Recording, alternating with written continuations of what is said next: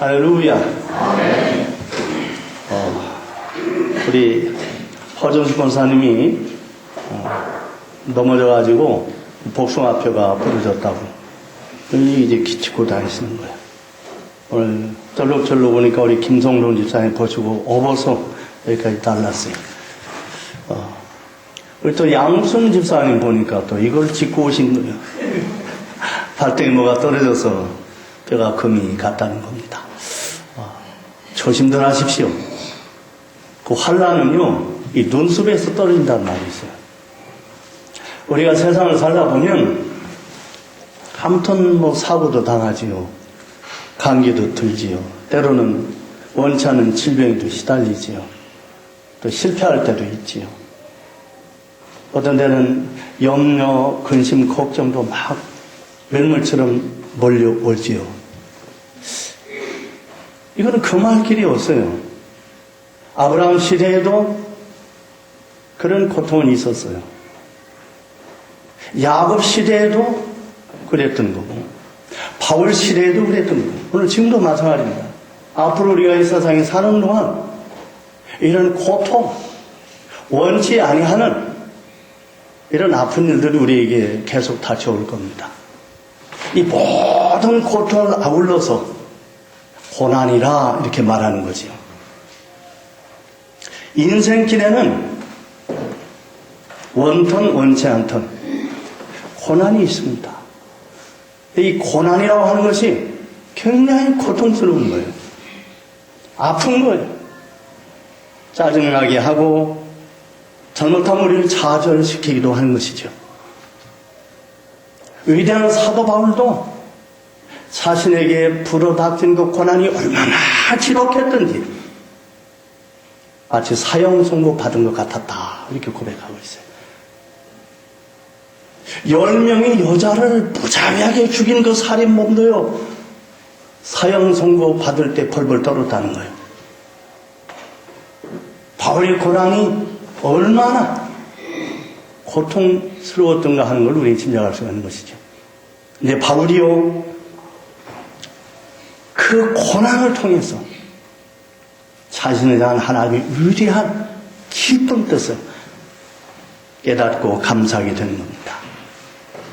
동방의 의인이라 칭함을 받았던 욥을 우리가 잘 압니다. 원인을 모르는 고난이 닥쳐오죠. 자식들 다 죽어 넘어지고 재산 다 없어지고 마누라는 도망가 버리고 친구들은 너 은밀한 무슨 죄 짓지 않았느냐 공격하고 이런 엄청난 고난 너무 고통스러워서 그는 자기 낳은 나를 원망합니다. 왜 어머니가 나를 낳았나요? 그러나요 이런 욕도 하나님 앞에 찬양하고 기도하다가 그 고난의 의미를 깨닫는 거지요. 욥기 23장에 보면 나의 가는 길을 오직 그가 하시나니 그가 나를 단련하신 후에는 내가 정금같이 나오리다. 그 고난을 통해서 자기는 정금같이 된다는 거예요. 그 고난을 통해서 자신의 믿음이 자신의 신앙이 금처럼 될 것이라고 고백하고 있는 겁니다. 우리가 잘 아는 위대한 다윗 하나님이 종 나단 선지자로부터 왕으로 기름 부음을 받습니다. 근데 웬걸요? 그 후로부터 10년 동안 엄청난 고난이 오는 거예요. 사울왕이 다윗을 미워하면서 다윗을 죽이려고 온갖 수단마법을 다 동원하고 그런 10년 동안을 도망다닌 거예요. 천신만고 끝에 왕이 됐는데 이제는 자식놈이 자기를 배신해가지고 왕자 버리고 도망치는 그런 기가 막힌 일을 당하잖아요. 그런데 이런 고난 속에서 다윗은 기도하고 하나님을 찬양하다가 고난의 의미를 깨닫는 거예요. 시편 119편에서 그는 이렇게 고백합니다. 고난당한 것이 내게 유익이라. 이로 인하여 내가 주의 율례를 배우게 되었나이다. 그 엄청난 고난을 통해서 비로소 하나님의 말씀이 깊이를 알게 됐다는 거예요. 하나님의 말씀을 깨달았다는 거예요. 전도서 7장 14절 보면 형통한 날에는 기뻐하고 곤고한 날엔 되돌아보라 그랬어요. 살다 보면 형통한 날이 있어요. 잘 되고 좋은 일이 있거든 지체 말고 하나님 앞에 영광 돌리시고 감사하십시오. 내가 잘나서 내가 잘해서 그랬다고 생각하지 말고 하나님 앞에 모든 영광을 돌리세요. 혹시 살아가다 곤고한 일이 오거든 고난이 오거든 고통의 날이 오거든 좌절하지 말고 절망하지 말고 무릎을 꿇고 자신의 생애를 돌아보라는 거죠. 하나님 앞에 깊이 기도하는 시간을 가지라는 거죠. 그러면 고난의 의미가 깨달아진다는 거예요. 여러분, 하나님께서요 저와 여러분에게 고난을 주실 때는 반드시 의미가 있습니다. 뜻이 있습니다. 그러므로 그 고난의 의미를 깨닫고 고난의 뜻을 깊이 생각할 수만 있다면, 그래서 그 고난을 나에게 주신 고난으로 수용할 수만 있다면, 고난은요 불행이 아니라 복음이 된다는 걸 기억하시기 바랍니다. 오늘 우리 은광인들이 당하고 있는 많은 고난들이 있어요. 다 고난이 있어요. 적든 크든. 여러분들이 당하는 그 고난이 바로 복음이 되기를 주의 이름으로 축원합니다. 기쁜 소식이 되기를 주의 이름으로 축원합니다. 고난을 통하여 은혜가 기뻐지는 성도들이 되기를 바랍니다. 여러분이 당하는 고난이 축복의 통로가 되기를 주의 이름으로 축원합니다. 그러기 위해서는요 고난을 대하는 자세가 중요합니다. 우리 앞에 고난이 왔을 적에 그 고난을 어떻게 대해야 되겠는가? 그 고난 앞에서 우리가 어떤 자세를 취해야 되겠는가? 첫째는요 고난일 때 그때는 하나님만을 전적으로 의지해야 되는 때인 것을 기억하셔야 됩니다. 사도 바울이요 사형 선고 받은 것 같은 고난을 당하면서 그가 뭐라고 고백했느냐? 하나님만 의지하라고 이 고난을 주셨다. 하나님만 의지하라고 이 고통을 주셨다. 이렇게 고백했어요. 여러분 고난이 오거든 맞아. 나도 의지하지 말고 세상을 의지하지 말고 하나님만 의지하라고 이 고통을 주셨구나. 고백할 수 있게 되길 바랍니다. 예수의 제자들이요 항해를 하다가 풍랑 만나죠. 그러니까 노련한 사람들이니까 뱃사람들이니까 뭐 기술을 다 해보는 거예요. 그러나 엄청난 그 돌풍 앞에 기술이 무슨 소용이 있어요? 안 되는 거죠. 그러니까 이제 배에 있는 물건을 다 버렸어요. 그래도 안 되는 거예요. 길은 하나밖에 없었어요. 주무시는 예수 그리스도를 깨우는 거예요. 예수의 도움을 받는 거예요. 제자들은 깨닫고 예수를 흔들어 깨웠습니다. 주여 우리가 죽게 됐나이다. 우리를 도우소서, 우리를 살려주소서. 주님 일어나셔서 풍랑을 향하여 명령하셨습니다. 바다야 잔잔하라. 바다가 잔잔해졌어요. 여러분 기억하십시오. 우리가 살아가다 보면 내 힘으로도 안 되고 내 능력 가지고도 안 되고 돈 가지고도 안 되고 병원의 의학 가지고도 안 되고 사람 힘으로도 안 되고 이런 고난의 때가 반드시 옵니다. 그런 고난의 때가 반드시 있어요. 그때는 바울처럼 하나님만 의지해야 되는 때인 줄 알고 주님만 바라보고 야곱처럼 하나님의 나를 붙드셔서 나를 살리소서 나를 도와주소서 그럼 내가 주님의 발을 놓지 않겠나이다. 이런 자세를 가지시길 바랍니다. 두 번째는 고난을 통해서 하나님은 위로의 의미를 알게 하십니다. 사도 바울은 3절 7절까지 하나님이 주시는 위로에 대해서 이렇게 말씀합니다. 하나님은 우리를 위로해 주실 뿐만 아니라 우리로 하여금 위로를 받게 하시는 하나님이시다 이렇게 고백했어요. 건강한 사람 나는 감기도 한번 알아본 일이 없어. 이런 사람은 평생 건강의 소중함, 건강의 기쁨, 건강의 위로를 깨닫지 못합니다. 그러다가 어느 날 갑자기 병 들어가지고 몇 개월 동안 병상에 누워보세요. 건강했던 때가 얼마나 좋은 시절이었든지 건강의 축복이 얼마나 귀한 축복인지 비로소 알게 되는 거죠.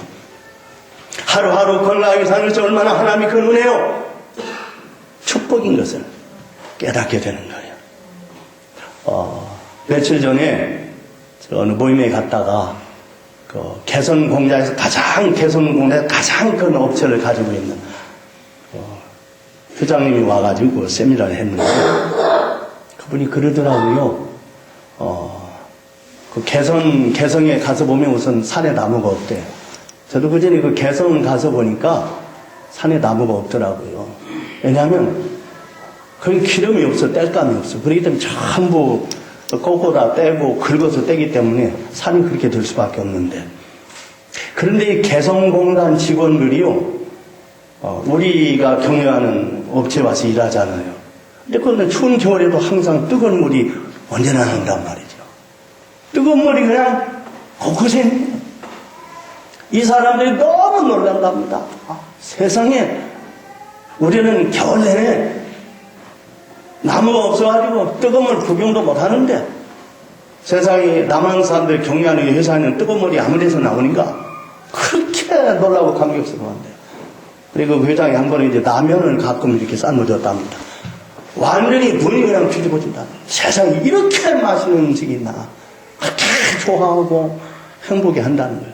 그리고 이제 떡국을 이런데 서너 차례 끓여줬답니다. 소고기를 넣어가지고. 세상에 우리 아바이 수령님도 말만 했지, 응? 이 고깃국 못 먹게 해줬는데, 너무 행복해 하면서, 너무 좋아하면서, 그들이 스스로, 우리가 무엇으로 보답할 길이 없으니까, 우리 하루에 2시간씩 더 일하자. 저 스스로 2시간씩 연장 근로를 했다는 거예요. 그런데 보세요. 2시간이면 엄청난 시간이잖아요. 100살이면 200시간이요. 한 달에 2, 3일 6,000시간이요. 그 6,000시간이라는 엄청난 생산 능력이 나타나는 거죠. 고난은요, 우리로 하여금 위로를 깨닫게 해줘요. 괴테는 이런 말 합니다. 눈물 젖은 빵을 먹어보지 않는 사람은 인생을 논하지 말라 그랬어요. 하나님께서 여러분의 고난을 통해서, 여러분의 고통을 통해서 하나님의 위로를 깨닫게 하실 뿐만 아니라 고난당하는 사람들을 이해할 수 있게 된다는 거죠. 자식들 군에 갔다 와야 철든다는 말을 많이 하지요. 저도 우리 경수 볼 때마다 야, 너희는 막 빨리 군대 갔다 와야 된다. 근데 군에 가면요, 가정의 중요성을 알게 되거든요. 저도 그 논산원에서 좀 들어가니까 얼마나 그때 험악한지. 밥을 탁 받았는데 뭐 이만 고다리가 그냥 둥둥 뜨는 거. 그때는 기압도 많고요. 환경도 안 좋고요. 얼마나 긴장했든지 화장실을 안 가는 거예요. 사흘 만에 화장실을 갔는데 딱 앉아서 보니까 거기에 낙서가 있는 거예요. 그 훈련병들이 엄마 보고 싶어. 그걸 보니까 눈물이 그냥 핑 쏟아지는 거예요. 그래서 애들이요, 군대 가서 고생하고 오면 가정의 소중함을 깨달아. 부모가 얼마나 귀하고 소중한 존재인 것을 알게 되는 거죠. 결혼해서 가정을 이루고 자식 낳아봐야 비로소 그 부모들의 고통과 부모들의 그 수고를 깨닫는다고 그러잖아요. 고생해본 사람, 고난의 과정을 겪어본 사람이라야 하나님의 위로를 넘치게 받고요. 많은 사람을 위로할 수 있는 하나님의 사람들이 될 수 있다 이 말이에요. 셋째는 고난은 인생을 깨닫게 하는 위대한 스승 역할을 하는 거죠. 그럼 탕자해 보십시오. 아버지가 부자예요. 부족한 게 뭐 있어? 그래도 감사할 줄 몰라. 날마다 불평이야. 왜 간섭하냐고, 왜 잔소리 하느냐고. 아버지 절반 재산은 내 거니까 나눠달라고. 뺏어가지고 나가잖아요. 나가서 보니까 그게 아니잖아요. 돈 떨어지니까 전부 다 떨어지고, 배고파. 세상에서 누가 자기를 알아줍니까? 누가 자기를 도와줍니까?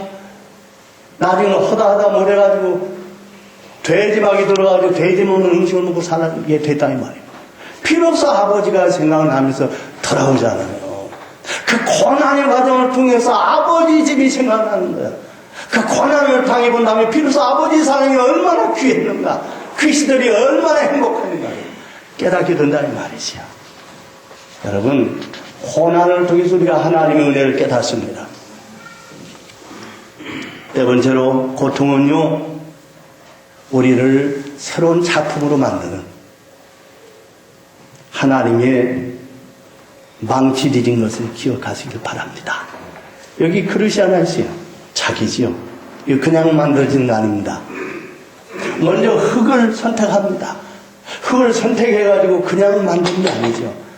그거를 부시고 치고 부시고 치고 부시고 치고 밟고 그래서 모양을 만들고 그런다고 이 토자기가 되는 거 아니잖아요. 1500도 2000도 불 속에 넣어가지고 촉을 긋고 입을 긋고 해야 비로소 자기 하나가 탄생한다 이 말이죠. 여러분, 하나님이 우리를 사용하실 때도 마찬가지예요. 하나님의 작품으로 만들 때도 마찬가지예요. 하나님 우리를 선택하십니다. 그리고 이 쓸모없는 것을 쓸모있게 만들기 위해서 부단히 깨트리는 거예요. 깨틀고 다듬고 깨틀고 다듬고. 하나님은 모세를 그렇게 다듬어서 이스라엘 백성을 구원하는 하나님의 분 삼으셨더니 바로 하나님은 사도 바울을 그런 고난의 과정을 통해서 다듬어서 위대한 복음의 사도로 삼으셨던 겁니다. 오늘 우리가 살다 보면 아무튼 이런저런 고난이 와요. 그 고난은 분명 의미가 있어요. 그 고난을 당할 때 우리가 해야 될 일이 무엇인가? 딱 한 가지요. 끝까지 참고 견디는 일입니다. 여러분, 어떤 고난이 올 때 그 고난을 참고 견디세요. 하나님 앞에 바짝 무릎을 꿇고 엎드려 기도하세요. 조각가가요, 큰 돌을 가지고 이제 작품을 만드는데, 이 작품을 만들 때 그 돌의 재질이 대단히 중요하답니다. 왜냐하면 큰 돌을 가지고 진과 망치를 가지고 이 조각가가 수백 번 수천 번을 두드리는 거예요. 만약 돌 재질이 나쁘면 중간에 깨져버립니다. 옆이 금가서 못 쓰게 되는 거예요. 그러나 좋은 돌의 재질은요, 수천 번을 두드려도 깨지지 않고 작품이 완성된다 이 말이에요. 고난이 오면 끝까지 참고 끝까지 견디는 게 중요합니다. 고난은 우리를 하나님이 원하신 귀한 작품으로 만드시기 위한 하나님의 손길입니다. 하나님의 망치디딘 것을 기억하시길 바랍니다. 끝까지 참고 견디면 우리가 하나님의 위대한 작품이 돼서 우리 자신의 위로를 받고 하나 많은 사람을 위로하게 하시는 하나님의 귀한 그릇들 되리라 믿습니다. 예를 하나 들어봅시다. 어떤 사람이요, 자꾸 나를 갈구는 거예요. 갈구, 괴롭혀요. 뒤에서 말짓하고 트집 잡고 아무튼 상처를 자꾸 줘. 그랬을 적에요, 대부분 많은 사람들은 저거 그냥 빨리 없어졌으면 좋겠다. 네가 없어지든지 내가 네 꼴을 안 보든지. 이러면요, 복음적인 자세가 아니에요. 이래가지고 해결 안 나요. 그 사람 없어지죠? 그보다 더한 대타가 반드시 생겨요. 제가 목회해보니까 그러더라고. 처음에 젊은 시절에는요, 견딜 수가 없어. 저 미꾸라지, 저 걸림돌 없으면 좋겠다. 처음엔 그랬어요. 아는 게 아니라 제풀이 없어지잖아요? 아이고, 시원하다. 나중에 보니까 더 놈이 나타나. 대타가 생기 반드시. 그간이 해결이 안 되더라고요. 그래 제가 지금까지 목회하면서 얻은 경험과 하나님의 은혜가 뭐냐? 맞아. 그렇게 생각할 일이 아니라 나를 괴롭히는 사람이 있으면 아직도 모난 나를 다듬어서 작품 만들려고 하시는 하나님이 징으로 생각하자. 하나님이 망치들로 생각하자. 그리고 그때마다 하나님 저 인간을 통해서 나를 다듬어 주세요. 나를 끝까지 참고 견디게 해주세요. 그런 기도를 드렸는데 그게 효과가 있습니다. 그러면 그 문제 해결되고요. 내 신앙도 성숙하고 본인도 달라지더라고요. 여러분 기억하십시오. 만약 여러분들이 원치 않는 그런 고난이 있다면, 고통이 있다면 그걸 원망하고 불평하고 차절할 일이 아니라, 아니 또 하나님은 나를 쓰시길 원하는데 내가 못 거친 것이 많기 때문에, 못한 것이 많기 때문에, 하나님의 그릇으로 쓰여지기에는 너무나 내가 거치기 때문에 하나님 나를 위대한 작품 만들려고, 하나님의 축복의 통로가 되게 하려고 나를 다듬으시는구나, 나를 진과 망치로 두드리시는구나, 이렇게 고백하시고, 하나님 끝까지 참을 수 있게 해주세요, 끝까지 견딜 수 있게 해주세요, 오히려 하나님 앞에 엎드려 기도할 수 있게 해주세요, 그렇게 고백할 수 있게 되길 바랍니다. 그러면 하나님은 우리 고난을 통해서, 고난의 과정을 통해서 우리를 진실하게 만들어 주실 줄로 믿습니다.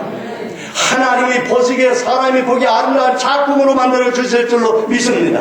이제 하나님만 의지하고 하나님만 바라보는 신앙의 사람 만들어 주시리라 믿습니다. 나 자신이 위로받을 뿐만 아니라 다른 사람을 위로케 하시는 하나님의 귀한 백성들 되게 해주시리라 믿습니다. 기도하시겠습니다.